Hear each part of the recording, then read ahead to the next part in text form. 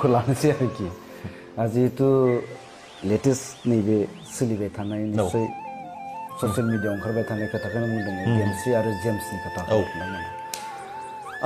बिसोरनि जा एक्टिभिटिस सिगांनिफ्राय नुबोबाय थानाय हिसाबै आंथ' सानो बिथांमोना दासिमबो 10-12 बोसोर बैसोनि गथ'सो आरोखि बिथांमोना जि माबा खालामबाय दङ दा बेखौ लानानै जोंनियाव माखासे कुइसन सोङो माखासे खोथा बुंहरो माखासे जोंनि जितु माबा फेसबुक माने मेसेन्जार इनबक्सआव WhatsAppनि माबायाव ओरैबायदि माखासे मेसेज फैबाय थायो साधारन मानसिफोरनिफ्राय नोंसोरनि बर' सावथुन मुलुगा मा जाखो माबायदि सोरबा सोरबा मोजां गाज्रि खोथा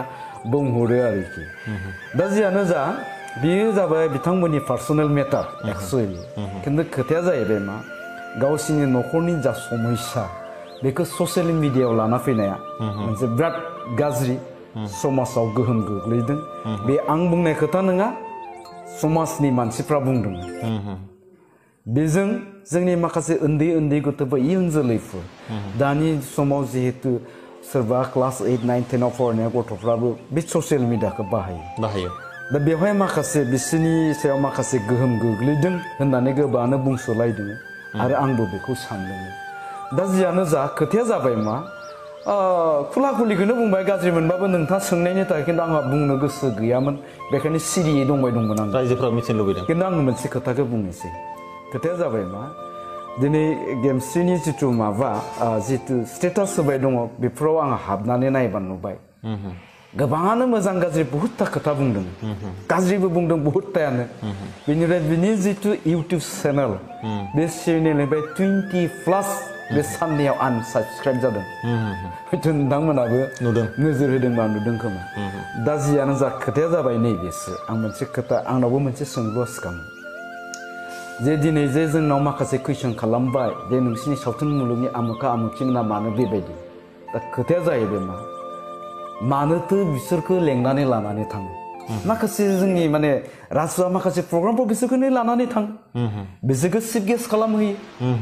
नङा होमबा बिसोरखौनो चिफ गेस्ट खालामहैदों आरो बिसोरो थाङोब्लानो ओरैबायदि लोब लोब लोब लोब लोब लोब लोब लोब लोब मानसिफ्राबो फैयो दा खोथाया जाहैबाय मा जुदि बेबायदि जादोंब्ला दिनैनि दिनावहाय बैसोरखौ गाज्रि मोननायनिबो खोथा फैनो नाङा नंगौ नाङा बिसोरनि थाखाय जोंखौ बुंनांगौनिबो खोथा फैयामोन अब्ला सोर लायहोखो बिसोरो बेबायदि खालामबाय थानायनि उनावबो बिसोरनि बिराद फेन दङ दानो जुदि जोंनि सिमलायाव फैयोब्ला गेमस्रि फैदों होनना फैयोब्ला हाजार हाजार हाजार हाजार मानसिफ्रा जमा जाफैना नायफैगोन होमब्ला बैसोरखौ ओरैबायदि स्कप होआखिसै दिनै बिसोरो जि खामानि मावबाय दङ दिनै बिथांमोना ससियेल मिडियायाव जि एक्टिभिटिस दिन्थिबाय दं जों जायखौ गाज्रि होनबाय दङ समाजाव गाज्रि गोहोम गोलैदों होनबाय दङ बेफोर खोथाखौ साननायनि खुनु खाबुखौनो होआखिसै बिसोरखौ खारन बिसोर दासिमबो सेलिब्रिटि बिसोर दासिमबो लाख लाख हाजार हाजार फेन दङ नंगौना नङा दा गिबियावनो ओंखायनो नोङो बिसोरखौ कुइसन जोंनि सायाव कुइसन खालामनायनि सिगां बिसोरखौ जों गावबा गावनो नेवसिग्रो नङा होमबा आं नेवसि होननानै बुङाखै